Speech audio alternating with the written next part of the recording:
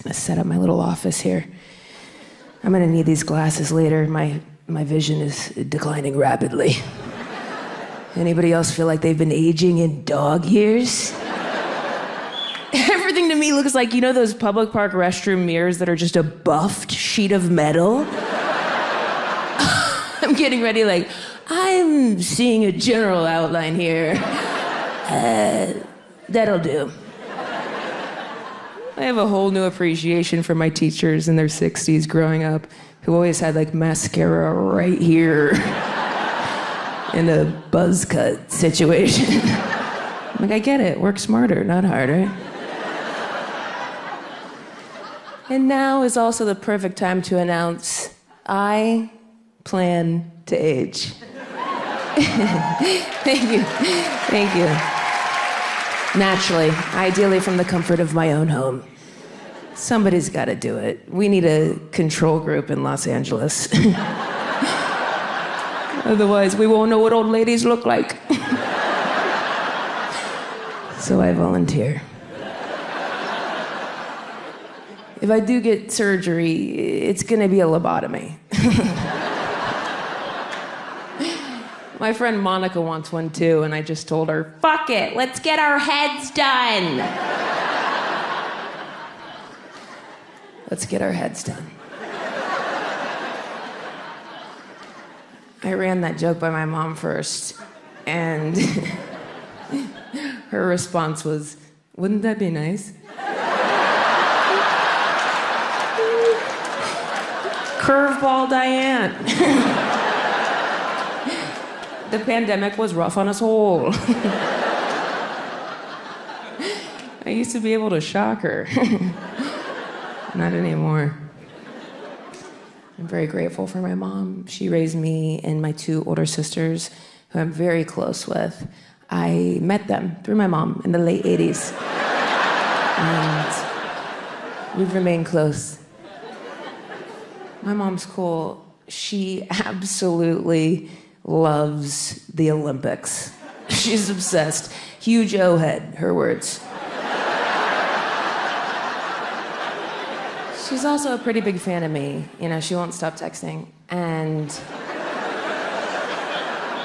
she likes to hype me up, you know, before shows.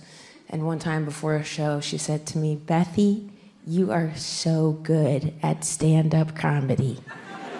If it were an Olympic event, you would win gold in women's stand-up comedy.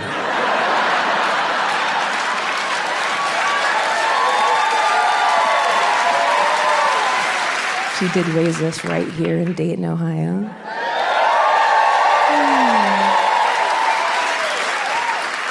I knew you guys would be happy for me.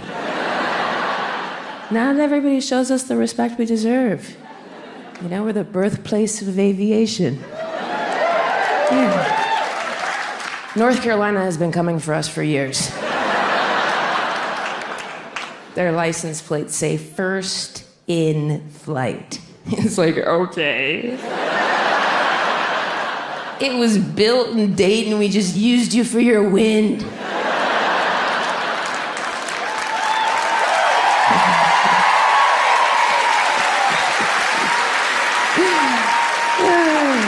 The flights were short and they meant nothing to them. Shitty hawk.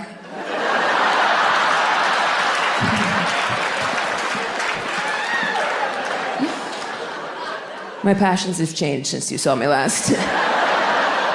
I'm very into aviation now. No, we all spent the last couple years differently. Me personally, I searched the Wright Brothers on the internet a couple times. Just to learn about my heritage, the city I come from. It's funny how our whole motto is based upon two men who literally wanted to fly away. And they couldn't.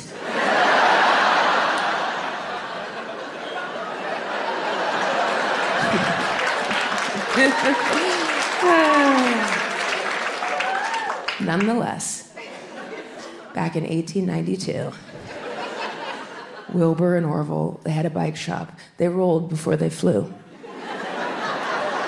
I thought they did popcorn for a bit, but that is Redenbacher. Now, you can still go visit the original bike shop. The first one has been torn down, as I'm sure everybody here knows. I believe there's a credit union or something. But you can still visit the fourth one over on Williams. You can poke your head in there and see all the photos of Wilbur and Orville working in the bikes. And there's another dude in there helping them. There's no ladies working at the bike shop. If they let us in there, we would have gotten to Peloton much faster. And the seats would have been more comfortable too. No, I realize it's silly to get your tail in a knot over firsts. Like who was first to do something, because I guess you gotta ask, were you first or were you the only one allowed to do it? I think it was that one.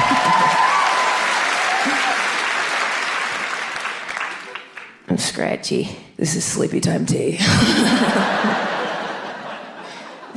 I'm just like... My mom is a pianist, which was funny for a while. She taught elementary school music for 34 years. And I grew up going to visit her classroom, even into college. And one time I was visiting her class. She had a second grade group in there. And she was teaching them that song, 1, 2, buckle my shoe, 3, 4, shut the, classic. She has all the kids in a circle. Circles are huge in the music industry. And she's having them finish, like 1, 2, 3, 4, 5, 6. She gets to 9, 10, and she points to this little second grade boy. She says, 9, 10, and he goes, big fat asshole. I literally had to steady myself on the door frame. I was laughing so hard.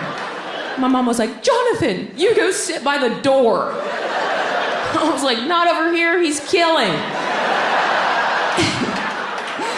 9, 10, big fat asshole?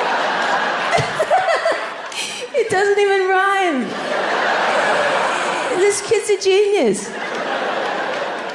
What was he just saving it up all day for Diane's class?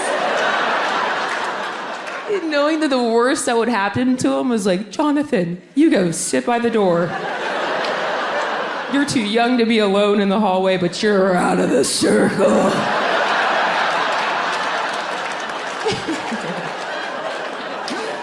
I don't even know how old second grade is. Nobody told me. I'm just like, where did he get that? Was it a dare? I like to think he probably heard it at home or some version of it. But I have a wild imagination, so I like to think it was probably his mom saying it to his dad. You've been gone from 9 a.m. to 10 p.m., you big fat asshole.